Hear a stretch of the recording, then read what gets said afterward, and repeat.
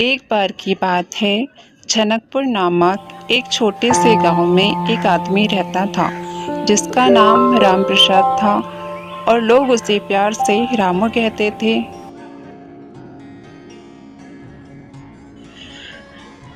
हर दिन की तरह आज की सुबह भी रामू अपनी पत्नी से काम में जाने का कहकर घर से खुशी-खुशी काम के लिए निकलता है।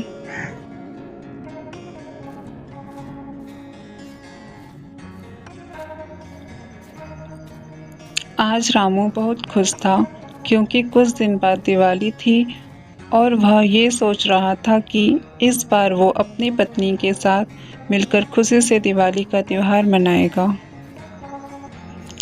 यही सोचते हुए रामू अपने मालिक की दुकान पर पहुंचा और दूसरी दुकान पर जाने के लिए सामान का बोरा उठाया और चल दिया। रामू बहुत ही ईमानदार और सच्चा इंसान था। वह हमेशा अपना काम बहुत ही ईमानदारी के साथ करता था। आज रामू अपनी खुशी में मग्न ऐसे चल रहा था कि उसने ध्यान ही नहीं दिया कि बोरी में से कुछ सामान नीचे गिर चुका है।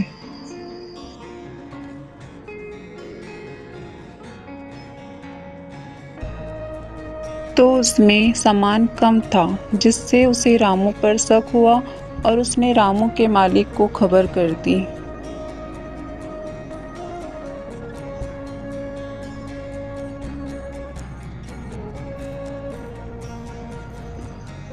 रामू जब दुकानदार को बोरा देकर वापस आया तो उसके मालिक ने उससे पूछा,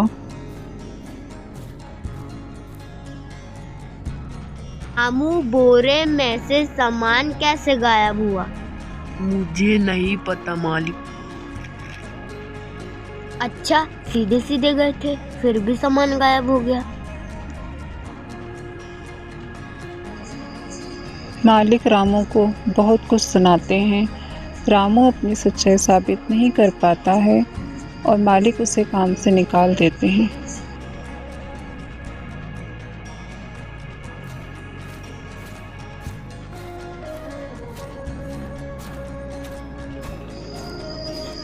अब रामू दुखी मन से उदास चेहरे के साथ घर वापस को चल पड़ता है।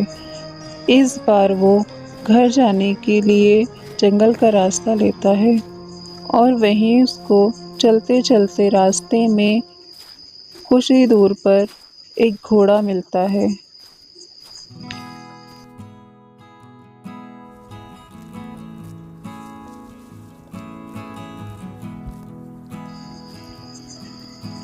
रामू जब घोड़े को देखता है तो उसके आसपास देखने लगता है और उसके मालिक को ढूंढने के लिए वह चारों तरफ देखता है, लेकिन उसे वहाँ कोई नहीं नज़र आता है।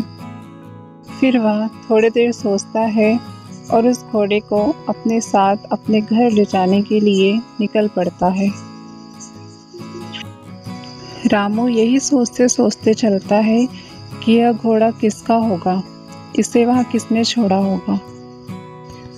घर पहुँचते ही रामू की पत्नी उस घोड़े को देखकर बहुत खुश होती है। ये घोड़ा आपको कहाँ से मिला? मैं जंगल के रास्ते से वापस आ रहा था। ये घोड़ा मुझे वहाँ मिला। मैंने आसपास हर जगह ढूंढा, मुझे कहीं कोई नजर नहीं आया, इसलिए मैं इसे अपने साथ ले आया। अब हम इसे बेचकर अच्छे पैसे कमा सकते हैं। जाइए और इसे बेच कर आइए। नहीं, हम इसे नहीं बेच सकते, गलत होगा। ये घोड़ा हमारा नहीं है। एक जानवर को बिना उनकी मर्जी के बेचना पाप होगा। हमें इसके मालिक को ढूंढकर वापस करना होगा।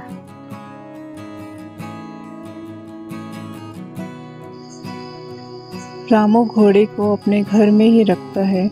ऐसे ही 2 दिन बीत जाते हैं, लेकिन रामू अभी तक घोड़े के मालिक का पता नहीं लगा पाता है। तो फिर से सुमित्रा कहती है, अब क्या करना है इस घोड़े का? रामू कहता है, आज फिर इसके मालिक को ढूंढूंगा, लेकिन अगर आज भी इसका मालिक नहीं मिला तो मैं इसे बाजार में बेचकर दिवाली का सामान ले आऊंगा।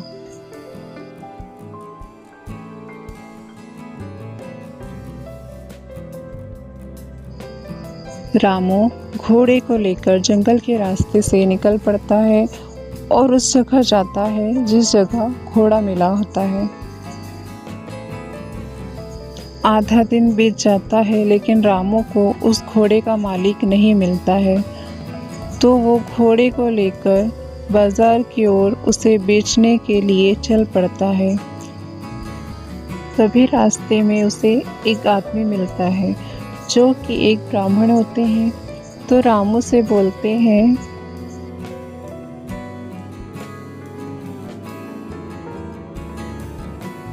ये घोड़ा मेरा है, तुम्हारे पास कैसे आया?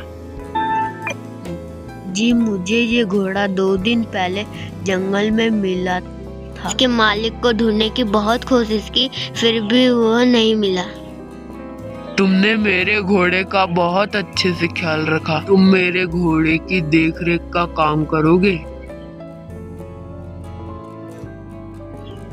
जी जरूर करूँगा।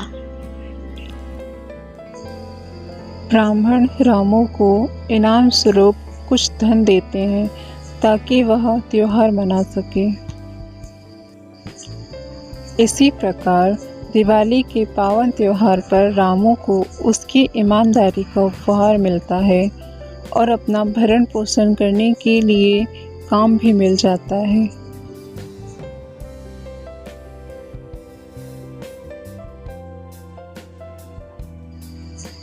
रामू खुशी खुशी बाजार से सामान लेकर अपने घर लौटता है।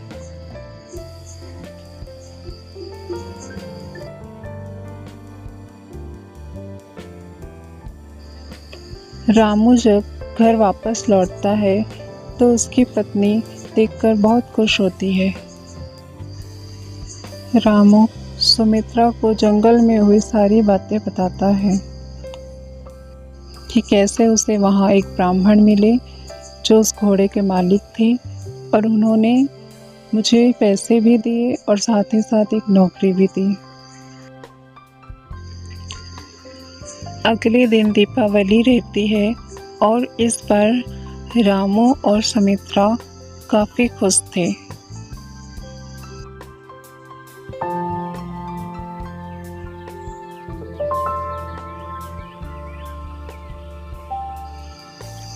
आज दीपावली का दिन है और सुमित्रा ने अपने घर को काफ़ी अच्छी तरह से सजाया था। इस बार दीपावली रामू और सुमित्रा ने काफ़ी धूमधाम से मनाए। इस कहानी से हमें यह शिक्षा मिलती है कि ईमानदारी का फल एक न एक दिन ज़रूर मिलता है। थोड़े कठिन ज़रूर होते हैं लेकिन इस रास्ते पर हमें सदैव धीरज से काम लेना चाहिए।